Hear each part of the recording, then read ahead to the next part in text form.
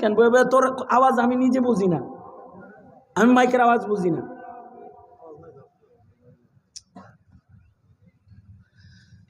তো অগ্নি পূজকরা হলো ওই নিকৃষ্ট সম্প্রদায়। নাউজুবিল্লাহ জোরে করে বললেন। আগেই কোন কে আমি আগে কইলেই পরে কোন।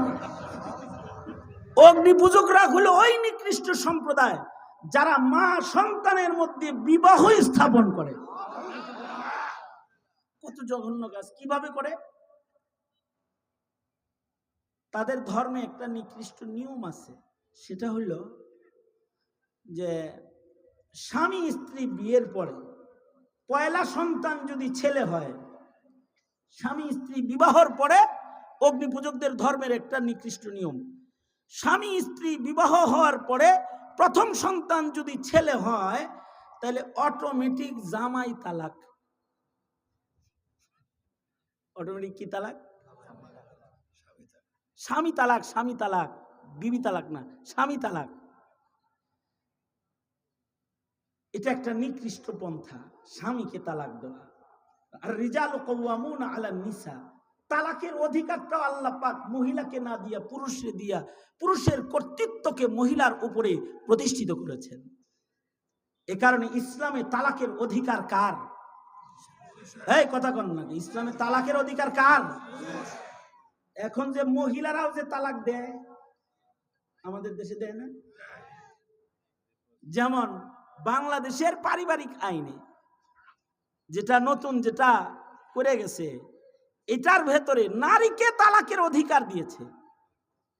নারীকে তালাকের যে গদটা মুসলিম বিবাহর রেজিস্ট্রি খাতায় এনেছে, এটা অগ্নি পূজকদের এক কার্যক্রম, যা মুসলমানদের ঘাড়ে সওয়ার হয়ে তারা প্রবেশ করায় গেছে। নারীদেরকে পুরুষ তালাক দেওয়ার তরিকা দিয়ে গেছে। এবার জামাই পছন্দ না হইলেই কয় যে ডিভোর্স, তুমি তালাক। এই অধিকার ইসলাম, তালাকের এই অধিকার এটা পুরুষকেই দিয়েছে। তালাকের মালিকানা পুরুষের, মহিলার না। তালাকের মালিক কে? জোরে বলেন, আরো জোরে বলেন। তালাকের মালিক কে? তো বলবেন যদি পুরুষ জালেম হয় নারী কি এই জুলুমের নিচেই বসবাস করবে? না, ইসলাম এরকম টেলিফোনে একজনকে পছন্দ করে ফুট করে তালাক দিয়ে আর এক জামাই ধরার নিকৃষ্ট নিয়ম খোলা বন্ধ করেছে আর কি। কিন্তু নারীকেও অধিকার দিয়েছে যে তোমার স্বামী যদি তোমার উপরে আসলেই জুলুম করে, যদি তার সাথে তুমি ঘর সংসার করতে নাই পারো, তাহলে মুরব্বিদের নিয়ে বসো, বৈশা খোলা তালাকের বিধান কায়েম করো। অর্থাৎ এই স্বামীর কাছ থেকে মুরব্বিদের মাধ্যমে তুমি তালাকের অধিকার নিয়ে নাও। তুমি তোমার নফসের উপরে তালাক দাও, অথবা মজলিসের মধ্যে স্বামীকে দিয়ে তালাক দেওয়া মুআমালাতকে খতম করে দাও। এটা রাত্রে 12টার সময় কারোর লোকে আই লাভ ইউ কয় না। আমি বুঝেন না এই কথাটা? আছে অধিকার, অধিকার দিয়েছে, তবে নিকৃষ্ট পন্থায় দেয় নাই। একটা সুন্দর পন্থায় ঘর সংসার রক্ষার এক সুন্দর নীতিমালার মাধ্যমে নারীকে অধিকার দিয়েছে। কিন্তু আশ্চর্য বিষয় হলো অগ্নি পূজকদের ওই অনুসরণ করে করে এখন অবাধে ডিভোর্স তালাকের নিয়ম কাজী অফিসে বেশি চালু হয়ে যাওয়াতে এখন তো এমন হয়েছে যে বৈবাহিক রেজিস্টারের মাধ্যমে যারা সন্তান জন্ম হওয়ার লাইন খাড়া হয়ে গেছে।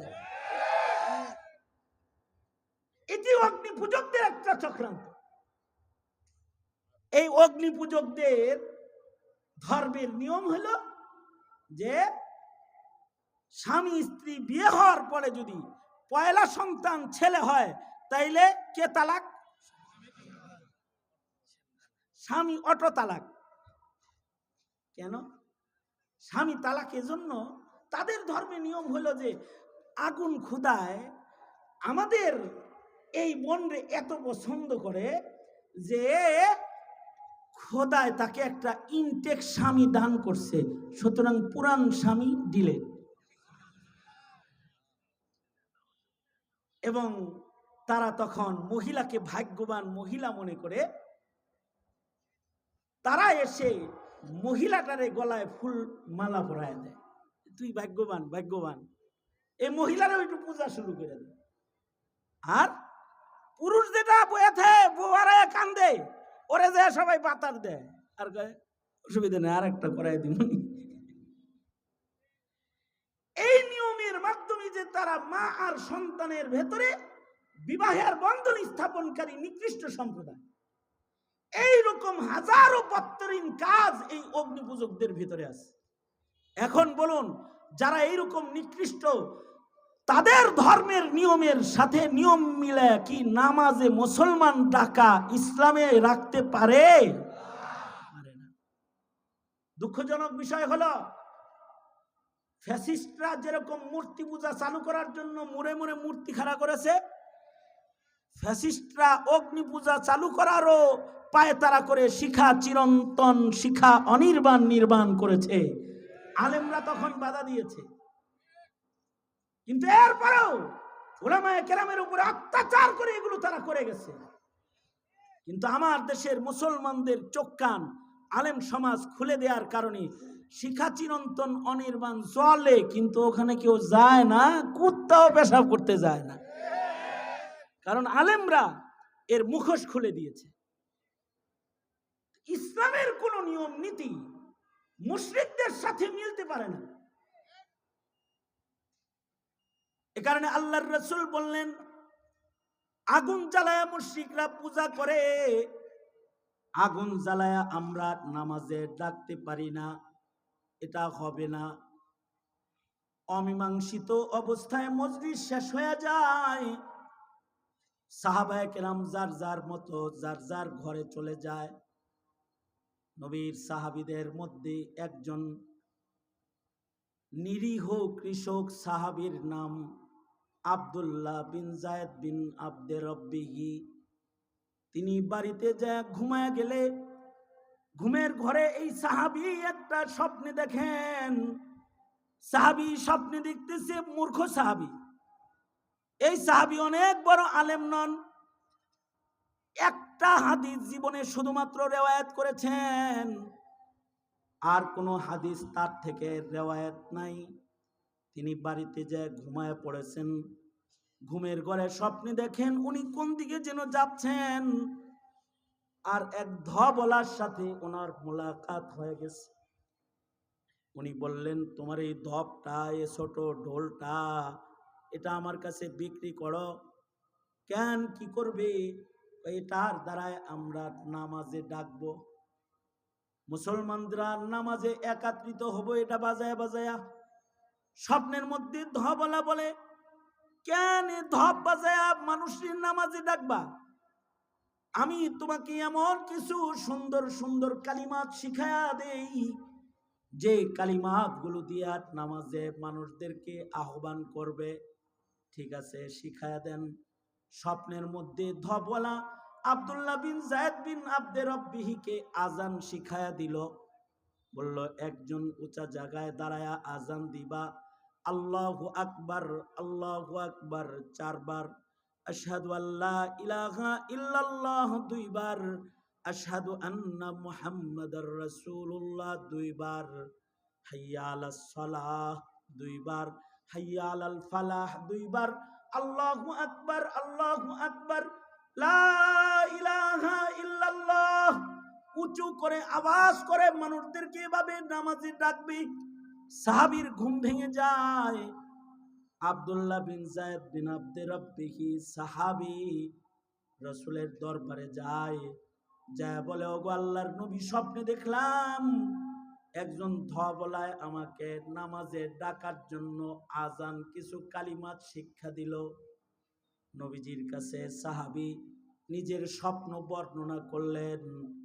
আল্লাহর রাসূল এই সাহাবীর স্বপ্ন যখন শুনতেছেন, পাশেই হযরত উমর এই একই স্বপ্ন বারবার দেখেছেন। তিনি চুপ করে বসে আছেন, অর্থাৎ আল্লাহ তাআলা উমরের মতো আলেম সাহাবীর মুখে তালা লাগায়া খেজুর বাগানের রাখাল সাহাবীর মূল্য কিয়ামত পর্যন্ত আনেওয়ালা উম্মতে মুসলিমার কাছে আল্লাহ তাআলা পেশ করলেন। রাসূলকে আজানটা শোনানোর পরে আল্লাহর রাসূল বলে, সাহাবী, তুমি সাধারণ কোনো স্বপ্ন দেখো নাই, রুইয়াতুকা সাদিকান রুইয়াতুকা সালিহান, তুমি একটা সত্য স্বপ্ন দেখেছ। স্বপ্নে যে ধবলাকে দেখেছো এটা কোনো ধবলা নয়, এটা আল্লাহর প্রেরিত দূত ফিরিস্তা। স্বপ্নযোগে আল্লামাকা তাজিন, তোমাকে ফিরিস্তা আজান শেখায়া গেছে। আজ থেকে কিয়ামত পর্যন্ত আমার উম্মতের নামাজীদেরকে এই শব্দের মাধ্যমে মসজিদে ডাকা হবে। এটা একটা সত্য স্বপ্ন। একটা মূর্খ সাহাবী, একটা রাখাল সাহাবী, একটা খেজুর বাগানের কর্মী সাহাবী, তিনি স্বপ্নে দেখলেন আর তার স্বপ্নটা আজান হয়ে গেল। নবীজি বললেন, আমাদের মধ্যে বেলালের গলার আওয়াজ সবচেয়ে উঁচু, বেলালকে ডাকো। তো বেলালকে ডাকা হলো। হযরত বেলাল আসলেন। নবীজি বললেন যে কানে উঙ্গুলি দিয়ে জোরে করে আজান দাও। হযরত বেলাল জোরে আজান দিলে সুদূর মাকামে রাউহা পর্যন্ত হযরত বেলালের আজানের আওয়াজ যাইতো 38 মাইল। আল্লাহু আকবার জোরে করে বলি, এত দূরে চলে যেত হযরত বেলালের আজানের আওয়াজ।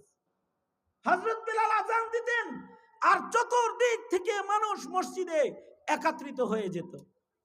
আল্লাহর রাসূল বললেন, আমার সাহাবীর কত দাম জানো? এই আজান খালি নামাজে না, আমার উম্মতের কোন নতুন সদস্য জন্মগ্রহণ করার সাথে সাথে তার ডান কানে আজান দিবা, বাম কানে ইকামত দিবা। ও অবুজ অবস্থায় ওর কানে, ওর কলবের ভেতরে আমার সাহাবীর স্বপ্নে আসা আওয়াজগুলোই পৌঁছবে, যেন তার ঈমানটা সাহাবীর ঈমানের মতো ঈমান হয়।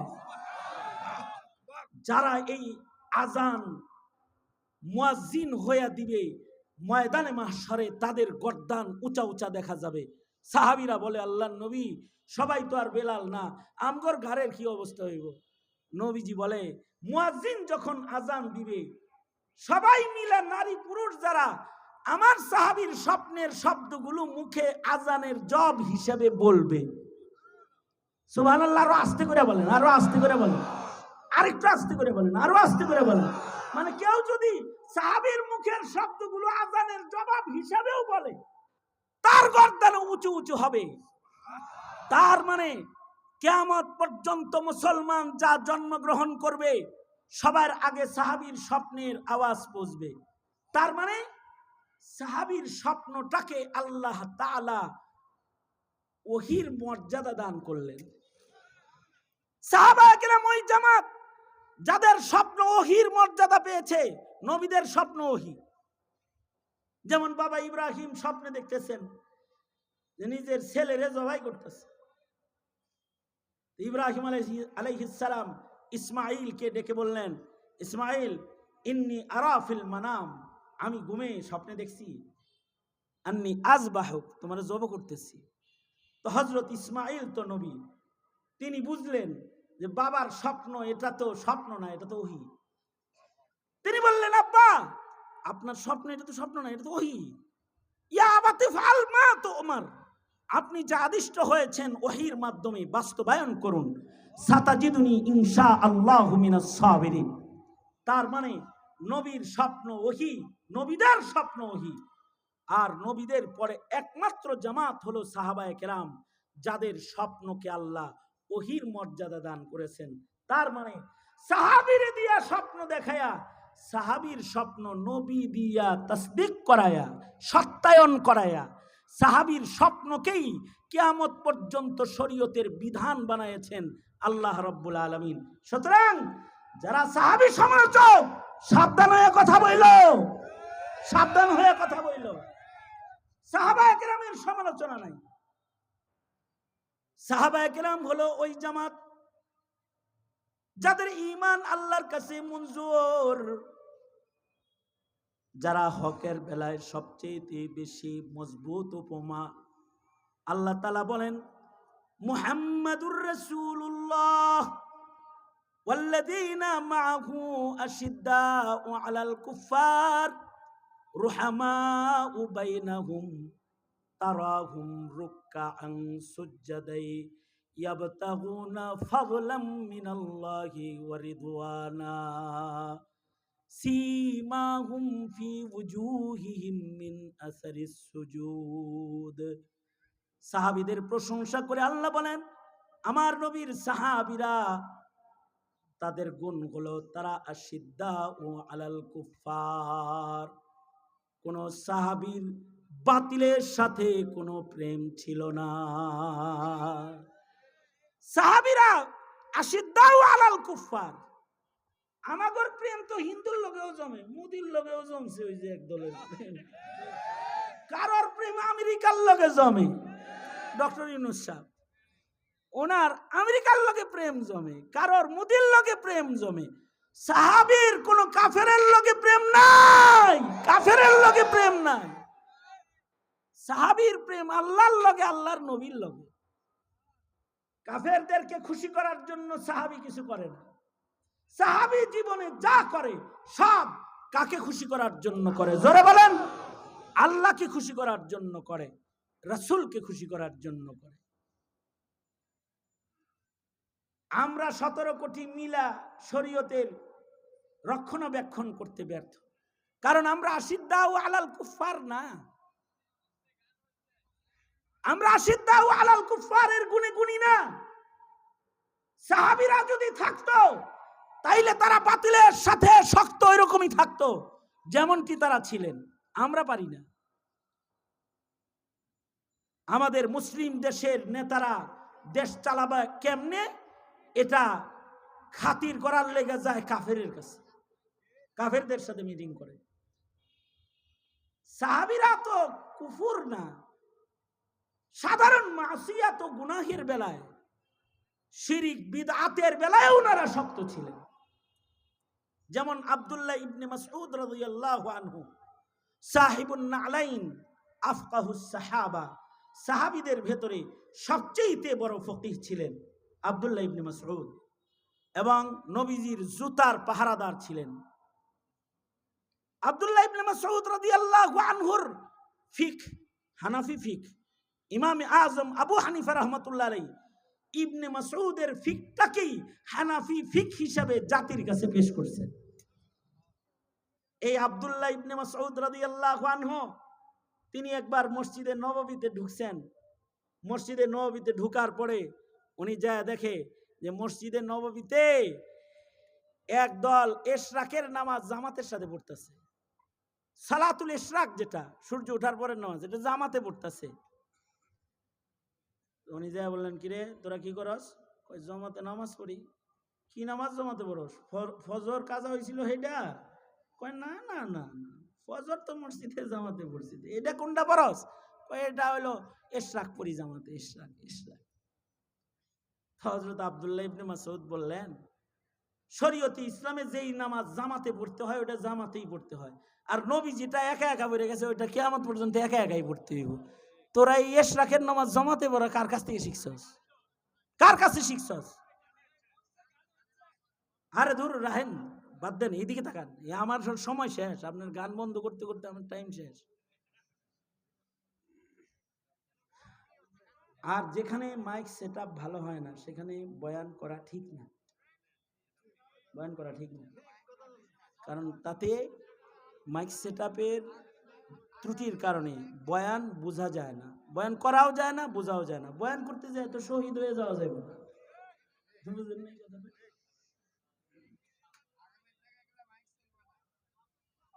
আমার কথাটা শেষ করতে দিবেন, শোনেন না। আব্দুল্লাহ দুনা হাত উপরে তোলেন। আপনাদের হাত ভালো? হ্যাঁ, সিলসিল মারতে পারবেন তো? কি মারবেন? হ্যাঁ, হাত তোলেন, হাত তোলেন, সোজা করেন। হাত ভালো নি? নাড়াচাড়া দেন দেখি। আপনাদের মুখ ভালো? মুখ মুখ ভালো দেখি। কান ভালো? কান ভালো? কান ভালো হইলে তো মাইকের দরকারই নেই। কান ভালো? মুখ ভালো? মুখ যে ভালো বুঝেন তো, বলেন আল্লাহু আকবার। জোরে বলেন সুবহানাল্লাহ, আলহামদুলিল্লাহ, লা ইলাহা ইল্লাল্লাহ, আল্লাহু আকবার, নারে তাকবীর। আরো জোরে, আরো জোরে। হ্যাঁ, হাত নামান। এইবার এইদিকে থাকেন, এই শেষ কথাটা খালি শোনেন। সেটা হইল আব্দুল্লাহ ইবনে মাসউদ যায় বললেন, জামাতে নামাজ পড়ছ কে রে? কয় ইশরাক। ইশরাক জামাতে পড়ছ কে? কয় ফজিলতের লিগা। চিন্তা করেন, ফজিলতের লিগা ইশরাকের নামাজ জামাতে পড়তেছে। মনে করছে ওই যে ফরজ নামাজ জামাতে পড়লে 27 গুণ বেশি, এটাও বুঝি 27 গুণ বেশি। আল্লাহু আকবার, দাঁড়াই গেছে। আব্দুল্লাহ ইবনে মাসউদ আশিদ্দাউ আলাল কুফার, তিনি যা বললেন, এই যেই জামা নবীর যুগে গাই দিছি ওই জামা এখনো গাই দিই, দর্জি পাল্টাই নেই, লাম তুখলাক, ছিঁড়ে নাই, জামা পুরান হয় নাই। যেই বর্তনে নবীর যুগে খানা খাইছি ওই বর্তনে এখনো খানা খাই, লাম তুকসার, আমার বর্তন বাড়িটা এখনো ভাঙে নাই। নবীর সামনে নবীর যুগে যেই বর্তনে খানা খাইছি সেটা ঘরে এখনো আছে। জামা ছিঁড়ে নাই, প্লেট ভাঙে নাই, আর তুই শরীয়ত ছিঁড়বার আইছস। পাথর দেখছ সাথে, এ পাথর মাইরা মদিনার বাইরে পাঠাইয়া দেব। যা জীবনে কোনোদিন বেদাত করবি না। আমি ইবনে মাসউদ বাঁচা থাকতে নবীর সুন্নতের খেলাফ কিছু করবি তো কঙ্কর মেরে মেরে রাসূলের মদিনা থেকে বের করে দেব, হুঙ্কার দিলেন। ওই ঈমান যদি আমাগর থাকতো তাইলে আমরা বলতাম, এক হাসিনা খালি না, যারা যারা ইসলামের বিরোধিতা করবি, যারা যারা বাউলদের পক্ষ অবলম্বন করবি, যারা যারা কাদিয়ানির পক্ষে অবলম্বন করবি, পাথর মেরে স্বাধীন বাংলার বাইরে পাঠিয়ে দেব। যদি আমরা আশিদ্দা ও আলাল কুফার হতাম তাহলে আমাদের ঈমান হইতো ওই ঈমান। কিন্তু আমাদের তো ঈমান নাই। আমরা रहमान भी রাজি रहे শয়তান भी নারাজ না হো। আমাদের জন্য আল্লাহ খুশি থাকে আর শয়তানও যেন নারাজ না হয়। এই ঈমানদারি না, এই একটা ঈমানদারি গ্রহণ করেন। মনে রাখবেন, বাতিলের সাথে আপোষ করে কোনো লাভ নাই। হক হক, বাতিল বাতিল, হালাল বাইয়িন, হারাম বাইয়িন, গোমরাহ সুস্পষ্ট, হুদাও সুস্পষ্ট, সিরাতে মুস্তাকিম সুস্পষ্ট, আর সিরাতে ইন্ডিয়া, সিরাতে আমেরিকাও সুস্পষ্ট। ঠিক কিনা জোরে আওয়াজ করে বলেন। সুতরাং আশিদ্দা ও আলাল কুফারের উপরে থাকতে হবে। কারণ তন্ত্র মন্ত্র অনেক দেখেছি, আর নরম হওয়ার সুযোগ নাই। তন্ত্র মন্ত্রের দিন শেষ। এবার কোরআন সুন্নাহর খেলাফতের বাংলাদেশ গড়তে শক্ত ভূমিকায় অবতীর্ণ হতে রাজি আছেন তো? ইনশাআল্লাহ রাজি তো? বাস, এটা নবীজির আখলাক, এটা নবীজির সিরাত, এটা সাহাবায়ে কেরামের সিরাত, এইটাই আহলুস সুন্নাতি ওয়াল জামার আদর্শ। আল্লাহ আমাদের তৌফিক দান করেন, আমিন সুম্মা আমিন। ওয়া আখিরু দাওয়ানা আনিল হামদুলিল্লাহি রাব্বিল আলামিন। আমার আলোচনার ইতির মাধ্যমেই মাহফিলের ইতি নয়, সুযোগ্য কারি সাহেবানরা কোরআন তেলাওয়াত করবেন, কেরাত সম্মেলন হবে। কোরআন প্রেমিক উম্মতেরা, উম্মতে মুসলিমার কাফেলা নিরিবিলি বসে তেলাওয়াত শোনার আহ্বান জানিয়ে আমি বিদায় নিচ্ছি। হায়াত বাকি, মুলাকাত বাকি। দেখা হবে আবার কখনো হায়াতে থাকলে হকের কোনো আওয়াজ নিয়ে ইনশাআল্লাহ। আসসালামু আলাইকুম ওয়া রাহমাতুল্লাহ। আমরা কোরআনের প্রেমিকরা কেউ উঠবো না, সবাই বসে পড়ি ইনশাআল্লাহ। খুবই সুন্দর কোরআন।